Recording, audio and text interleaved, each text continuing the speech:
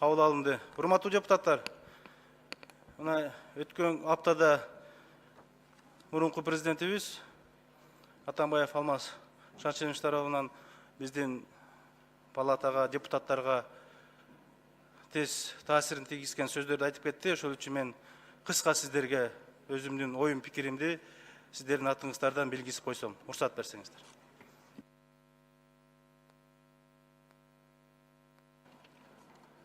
Урматтуу депутаттар, апта сонунда экс-президент Алмазбек Атамбаев Аксы окуясынын курмандыктарынын Куран окутуу маалында бир катар саясий билдирүүлөрдү жасап, анын ичинде Жогорку Кеңештин депутаттарынын атына дагы сөз тийгизди. Мындай учурларда Жогорку Кеңештин регламентине ылайык төрага жооп бериши керек.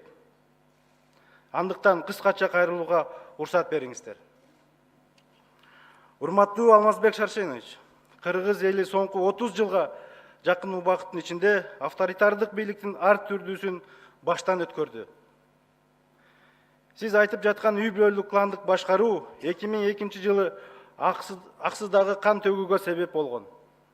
2005-2010 жылдары элдик революцияларга алып келген. Бийлик серисиндеги бир беткейлик, кошоматчылык жана коррупциянын гүлдөшү элибизди нааразы кылган. Өлкөнү сиз жетектеген 2011 жылдан 2017 жылга чейинки аралыкта бир катар жакшы иштер жасалды. Аны танбайбыз.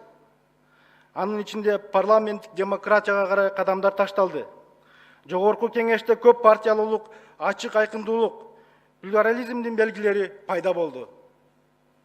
Бирок, ошол эле маалда көптөгөн терс көрүнүштөр болгону, ири коррупциялык иштерге жол берилгени, Кыргыз элин карызга батырып, чоң долбоорлордун арты менен оңдогон сиздин жан жөкөлөрүңүз байыганы, атүгүл бийликти узурпация кылуу аракети болгону, тилекке каршы сиз башкаруудан кеткенден кийин билинип отурат. Анын себебине дагы токтоло кетейин. Былтыр күтүлбөгөн жерден Бишкек тестиндеги авария бул стратегиялык объектинин оңдоп түзөө үчүн алынган 386 миллион доллардык кредит каяка жумшалган деген суроону жаратканын унутпасаңыз керек. Президенттиктен кеткениңизге карабастан, сиздин шакирттериңиз өкмөттү, прокуратураны, күч органдарын, бажыны, борбор каланы чеңгелине бекем мыкчып турган эле. Сиздин таасириңиз парламентке дагы сезилип турган болчу. Бирок, ошого карабастан, Жогорку Кеңештин сиз адаттагыдай булганыш сөздөр менен шыбаган депутаттары көз карандысыз комиссия түзүп, бир эле объектиден 100 миллиондогон доллар урдалганын аныктап чыккан. Тергөө органдарына бул ишти аягына чыгарууга тапшырма берилген.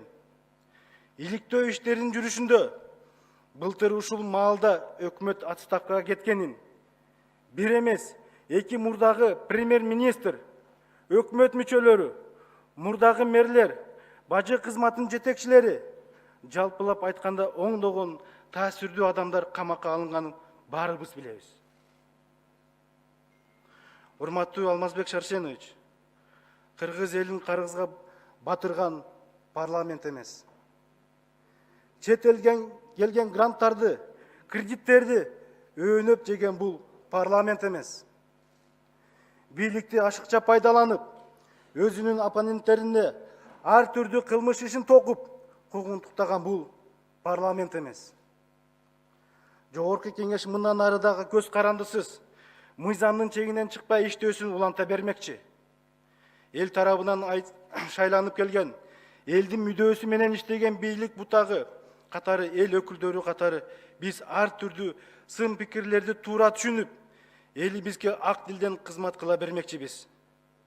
Бизден кеткен кемчиликтер болуп калса, ал үчүн кайра башка бирөөлөрдү беттен албайбыз.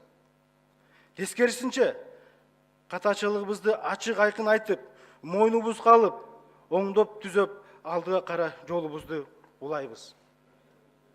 Урматтуу Алмазбек Шаршенович, сиздин экс-президент катары катары саясий маданиятка эле эмес, жөнөкөй адамдык сапатка жатпаган жана адатынча ачуу эмоцияга алдырып айтылган сөзүңүздү биз, Жогорку Кеңештин депутаттары, коррупцияга шектелип, айып айтылган жакын адамдарыңызды актоого аракет деп баалайбыз. Бирок мыйзам алдында баары бирдей экенин унутпасаңыз. Айыбы далилденсе, мыйзам чегинде баары өз жазасын алат. Кошумча айтарыбыз, Жогорку Кеңеш мындан ары да коррупцияга каршы, элдин, мамлекеттин байлыгын урдап жеген коррупционерлерге каршы бүгүнкүдөй принципиалдуу, туруктуу позициясын карманат деп билдиребиз. Урматтуу депутаттар, көңүл бурганыңыздар үчүн рахмат.